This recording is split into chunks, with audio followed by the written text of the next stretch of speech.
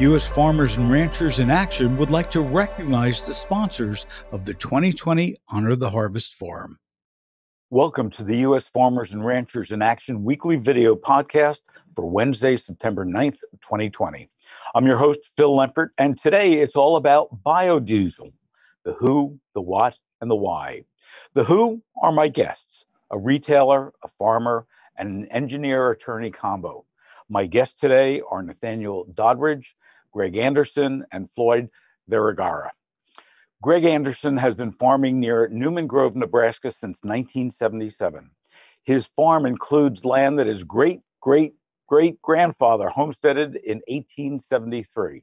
His operation consists of continuous soybeans, alfalfa, grass hay, and an Angus cow-calf herd. He has farmed no-till for 25 years. Along with being a director on the Nebraska Soybean Board, Greg currently serves as a governing board member on the National Biodiesel Board. He's a past chairman of the United Soybean Board, having been appointed by 3 different U.S. Secretaries of Agriculture to USB. Floyd serves as the Director of State Regulatory Affairs for the National Biodiesel Board. In this capacity, he manages the West Coast office in Sacramento, California, and is responsible for state regulatory affairs, focusing on programs in the Western states. With over 3 decades of experience at California Air Resources Board, his expertise includes the low carbon fuel standard, climate change and air quality programs, renewable and conventional foods, environmental justice, and other environmental issues. Nathaniel has been with Casey's General Stores, a chain of more than 2,000 convenience stores, since August 2017.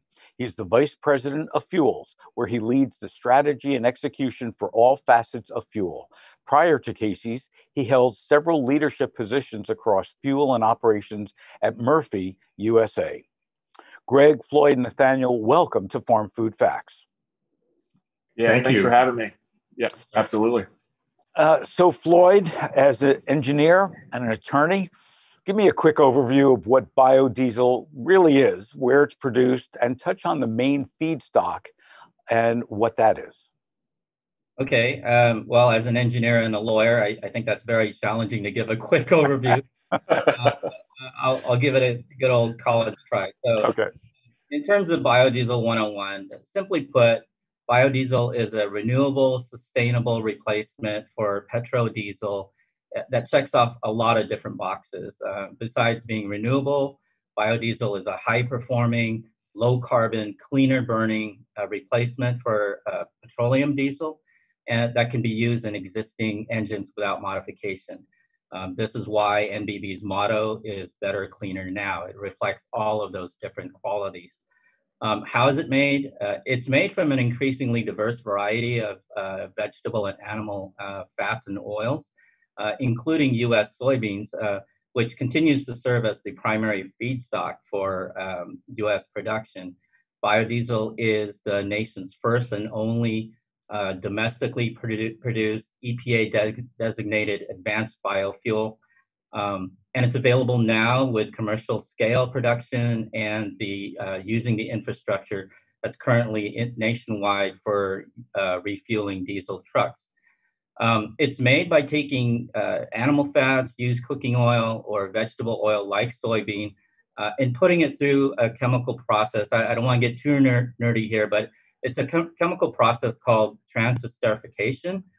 And when you go through that process, it yields 2 valuable products.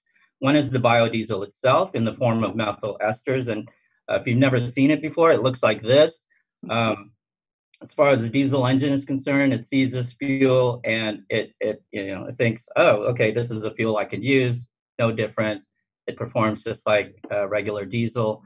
The other useful product, if you've sanitized your hand recently or used soap, the other useful product that comes out of this is glycerin, also known as glycerol. If you look at the ingredients of those products, you'll see that it's very prevalent in the U.S. economy. So, yeah, exactly. It's very commonplace, and you'll see it in a lot of different products. So, biodiesel production has it touches on a lot of different things in the U.S. economy. So Floyd, let me go back to where you started. It's cleaner, it's better for the environment, all those things that you just said. So why doesn't every car operate on it? Car, truck, machine, whatever. Well, it's so petroleum diesel has had decades to make a market for itself. So biodiesel has been around for a number of years, but it is starting to grow, and it's making its presence in the marketplace. In fact, it is one of the success stories that we like to tout in California and Oregon. To give you an example, diesel in California is about a 4 billion gallon market. Biodiesel and renewable diesel, its chemical cousin, they're made from the same feedstocks, grew from a paltry 14 million gallons in 2011 when California's aggressive climate policy started, all the way to 830 million gallons last year. That is almost a quarter of each gallon of diesel in California. So yes, it has decades to catch up on with conventional diesel, but it is rapidly accelerating in growth. And I forgot to mention, where is biodiesel produced? So because soybean is the primary feedstock, a lot of the production is in the Midwest. The growth in biodiesel has seen, you have more than 125 plants producing it. A lot of them are in the Midwest, but there's a number of biodiesel production plants in both coasts and in the states in between. So it's all over the country. It's basically as American as apple pie as fuels go. So, Greg, among other things, you're a soybean farmer. How have your soybeans, and again, you're wearing two hats. You're on the board of biodiesel and you're on the board of USB. Talk to us a little bit about how important soybeans and soybean farmers have been to the biodiesel industry. Well, soybean farmers established the biodiesel industry in the United States, especially starting, as Floyd mentioned, a number of years ago. Really got going in the 90s and has grown tremendously since then. Soybeans are grown primarily for protein, and the protein-rich meal is processed into animal feed for our livestock, namely chicken, hogs, and so forth. But soybeans are a great crop because they're also an oil seed, and they have a valuable component called soybean oil, which back in the 90s, frankly, was sitting in stockpiles in excess because U.S. soybean farmers just didn't have a market for it. We could serve the food industry, and we did very, very well, but yet we had billions of pounds of soybean oil left over with no market for it, and it actually depressed the price of our soybean at the farm gate. So soybean farmers were facing a profitability conundrum that, well, how do we solve this? And we looked to different places such as Europe, who has been using biodiesel a little bit even longer than the US, and their primary feedstock was rapeseed. So we got to thinking about it. Rudolf Diesel invented the diesel engine over 100 years ago, and actually the first diesel engine was named after him, of course, of his name, Rudolf Diesel, but it ran on peanut oil, vegetable oil. And so the soybean farmers, through their checkoff, did a lot of research, testing, and saw that soy oil was a tremendous feedstock for making biodiesel. And now it continues to lead the way among many other feedstocks, as Floyd mentioned, to serve the biodiesel industry. And we're excited about this because this is a renewable resource that continues to propel agriculture as well as the nation forward.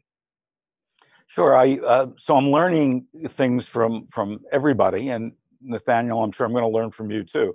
I didn't know that the diesel engine was named after Mr. Diesel.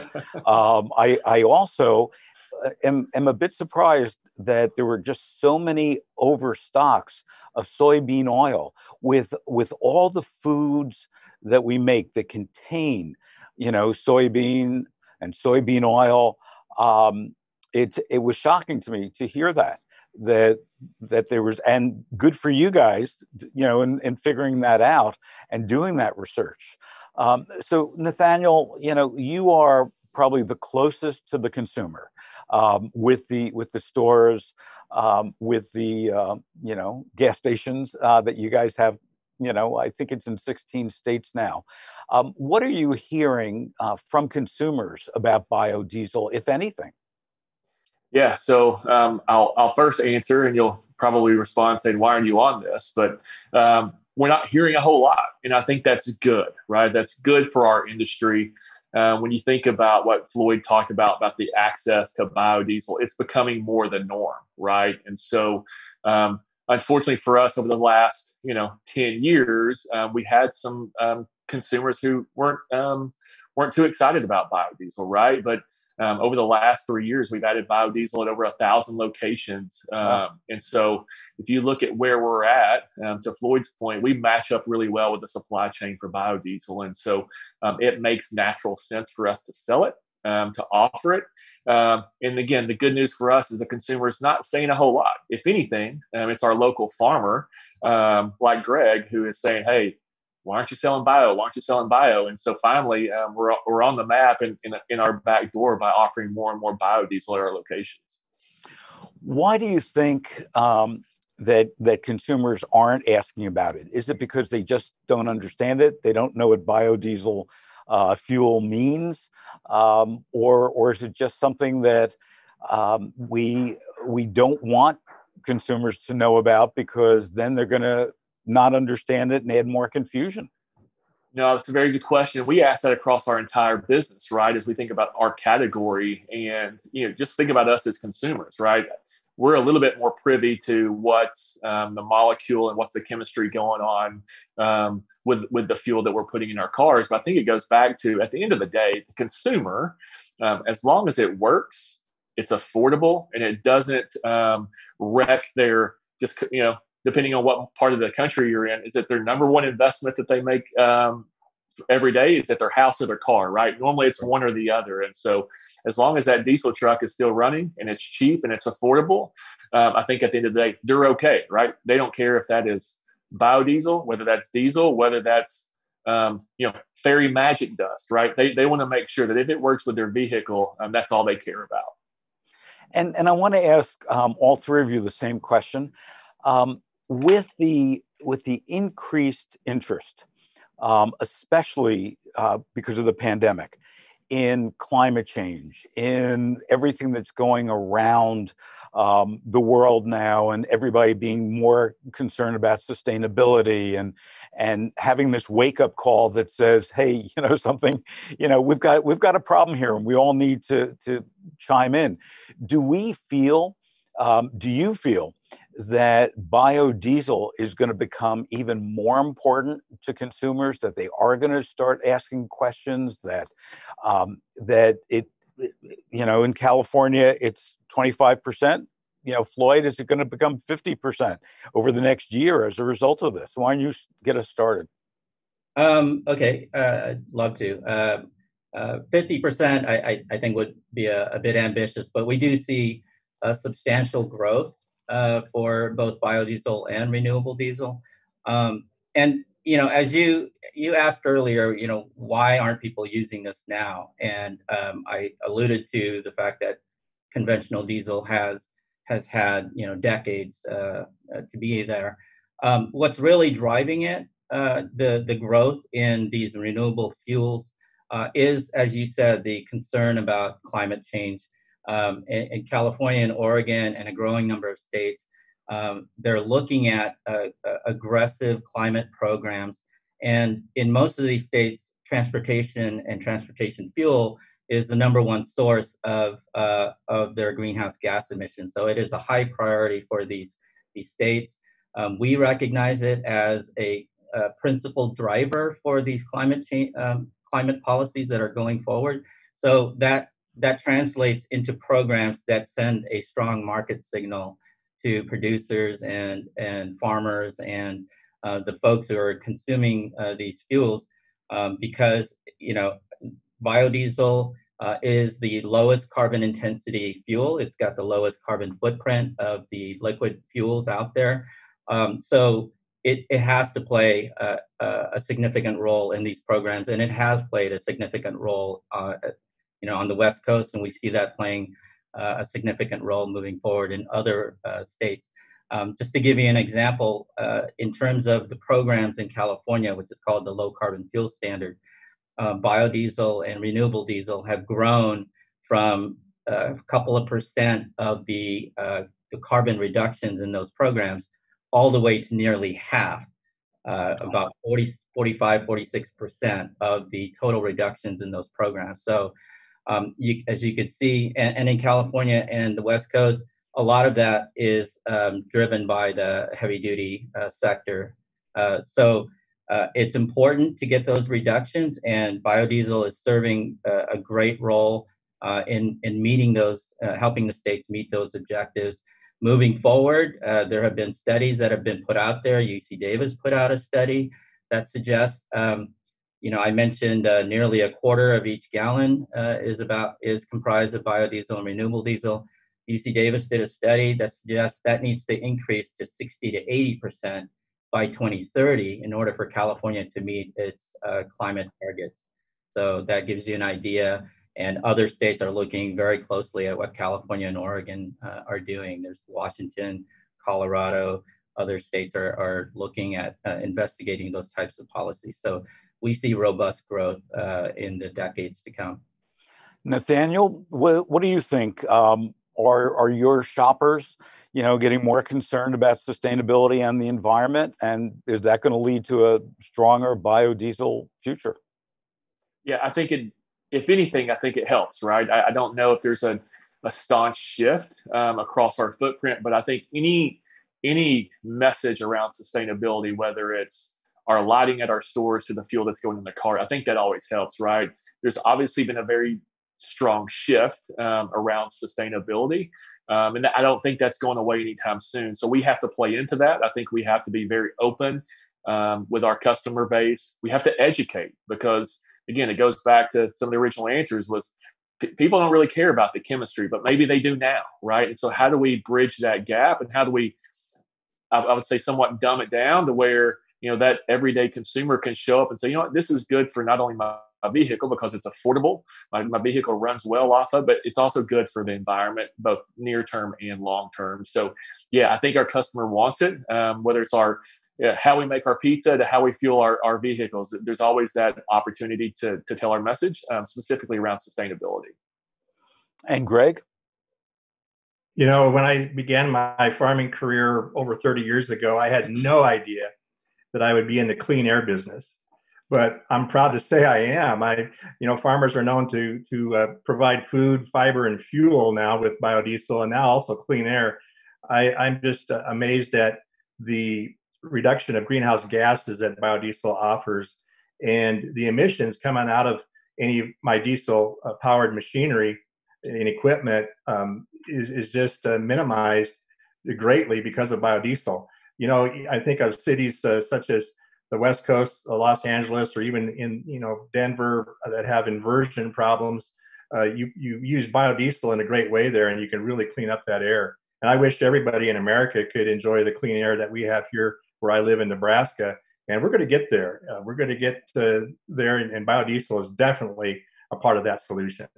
So Greg, you mentioned running your tractors and your trucks has helped the air there. What are other farmers doing as it relates to sustainable farming besides just using biodiesel in their vehicles and in their equipment?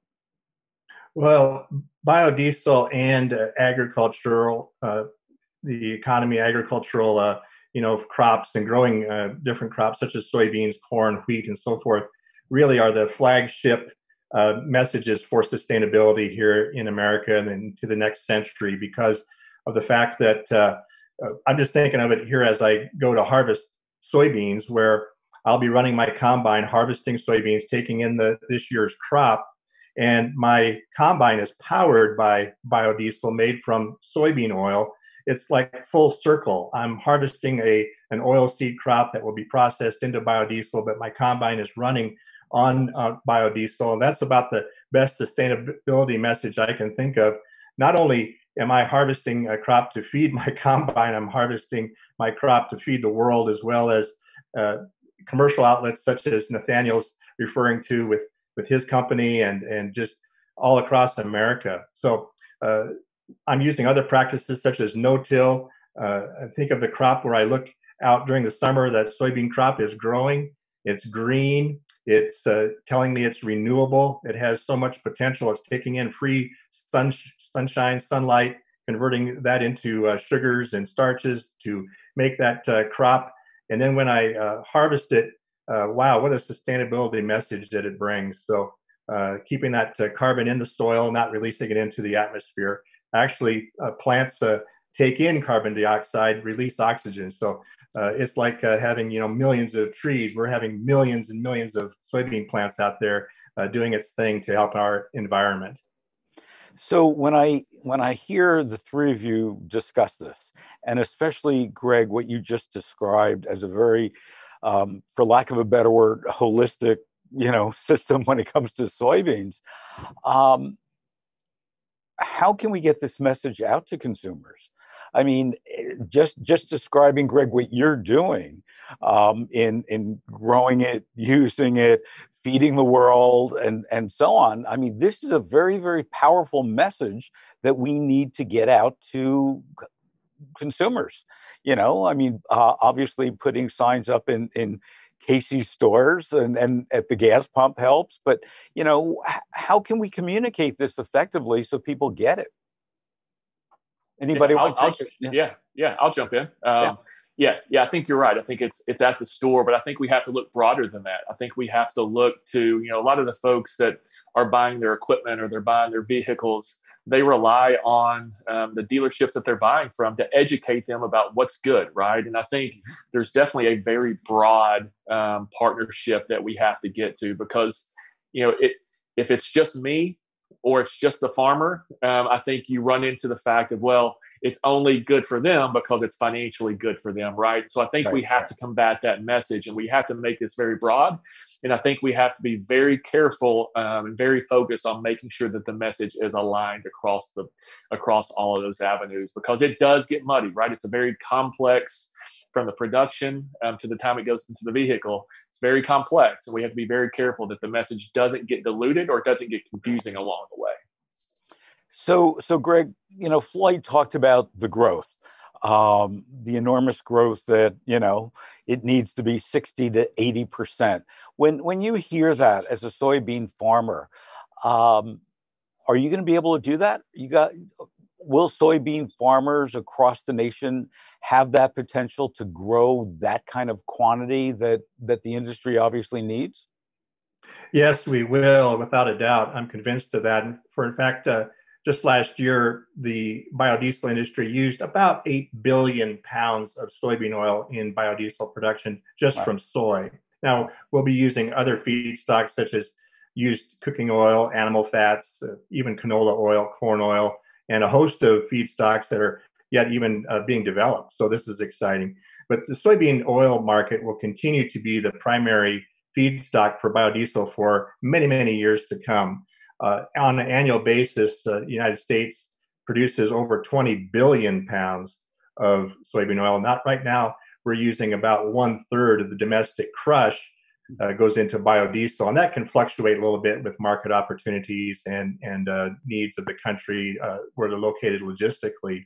However, this is a big thing for soybean farmers, because without the industrial use of biodiesel, we would be really facing some financial hurdles, and biodiesel is adding money to our local economies, to our bottom line. It's providing tens of thousands of jobs across the country outside of the farm sector, just in the production, the marketing, and the serving of the fuel. And then you go to think about the future growth, where we have a very aggressive goal, which I think will be exceeded before 2030, of 6 billion gallons in the U.S. We're positioned very well to serve that market. And you forgot to add one other benefit: air, our water quality. I mean, making the planet a better place for all of us. You guys are great. Before I let you go, same question for all of you. Look into your crystal ball. 5 years from now, what does the biodiesel world look like? Greg?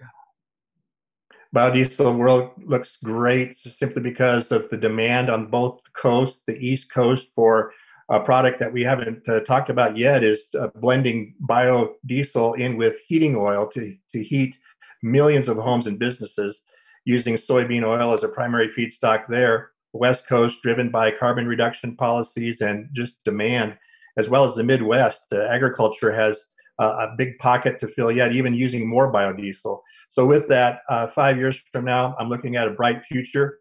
We will continue to use biodiesel as the fuel of choice to reduce carbon, to make sure that we have energy security, to make sure that we have a healthy economy for both the people who grow the feedstock, produce the fuel, sell the fuel, as well as the consumer who ultimately uses the fuel. And I'm glad you brought up security, that we're not dependent on foreign countries for, petroleum-based products and things like that. Very important. Thank you for adding that. Nathaniel, 5 years from now, your crystal ball? Yeah, my crystal ball says we continue to see growth. It's hard not to, right? You look at the favorable policy across the U.S., not just in some of the states that we're in. We feel like that continues to be a large part of our blending capability, right? As we see more soybeans hit the market, as we work out some supply chain kinks, I think absolutely you continue to see it. And again, every year that we go through is one more year that becomes the normal product in the states that we're in today, right? And so it's not new to a lot of these markets. So I think you see a lot of very aggressive legislation around some states around mandates. I think that will be something to watch out for. Those things could put challenges on the supply chain, but at the same time, you're seeing some midstream players and some refiners making a very hard move towards renewable diesel and biodiesel. So it's not going away anytime soon. And I think you'll see 5 years from now that at Casey's, we're 1,000 stores in today. You could see us potentially go to 1,500 to 1,000 stores more of biodiesel by this time in 5 years. Oh, that would be great. And Floyd, your outlook? Sure. I'm going to extend your question a little bit further out to. That's the lawyer in you. That's the lawyer. But of course, between now and we see growth, as I've said earlier, and we see substantial growth. And the economy of the West Coast and the East Coast and the nation as a whole, goods are moved by diesel trucks, right? That is not going to change for many, many years. It provides high energy density, the mileage, the range, all of those things. That powertrain cannot be replaced anytime soon by anything in the pipeline right now. So the question really is that these states have to ask themselves is, how do you make that powertrain as clean as possible using the fuel that a compression ignition or diesel engine needs to use? And to us, the answer is renewable biodiesel and renewable diesel. Those are things that are made from soybean, from waste oils, from other fats that otherwise might go to the landfill. You're really taking advantage and leveraging all of these waste products and co-products and making very valuable and useful products that help to drive the U.S. economy. So we see substantial growth. Right now, the capacity for those 125 plants is about 3 billion gallons. 2030, we see that more than doubling to 6 billion. At 2050, with advancements in feedstocks, we see that exceed, reaching 15 billion gallons by 2050. So we see a substantial amount of growth. People still need their food supplies and their goods and products, and those are going to be transported by the diesel engine, and that's going to be fueled by the cleanest fuels possible, which are these biodiesel products. If I could do one more thing, I do want to give a shout out to pioneers like Greg, and other soybean farmers and soybean checkoff. Without their support over the years, I mean, they have helped us to develop the science, the robust data that has really driven and helped inform these aggressive state and federal policies. So without that support, we wouldn't have been able to generate the engine testing data, the sustainability analysis, the life cycle assessments, all of those things that really provide a positive narrative for this fuel. So thank you, Greg, and for your colleagues in the soybean farming market and sector. Well, thanks, Floyd. It's been a great partnership, and we look forward to working together for decades to come. Definitely. And for Greg's great-great-grandchildren to be working with your great-great-grandchildren as well. There you go. Thank you. Thanks, everybody. All right, Greg. Thank you. U.S. Farmers and Ranchers in Action would like to recognize the sponsors of the 2020 Honor the Harvest Forum. Our movement sponsors, United Soybean Board and National Pork Board. Our presenting sponsors, Wells Fargo and Cargill. Our gold sponsors, Bayer, Dairy West, Nebraska Soybean Board, McDonald's, Nutrien, and the Foundation for Food and Agriculture Research. Our bronze sponsors, Purina and Ernst & Young. Our youth sponsor, Ruan, and our donor sponsor, Tyson. For more information on all things food and agriculture, please visit us at usfarmersandranchers.org. Also be sure to look out for us on Facebook at US Farmers and Ranchers and on Twitter at USFRA. Until next time.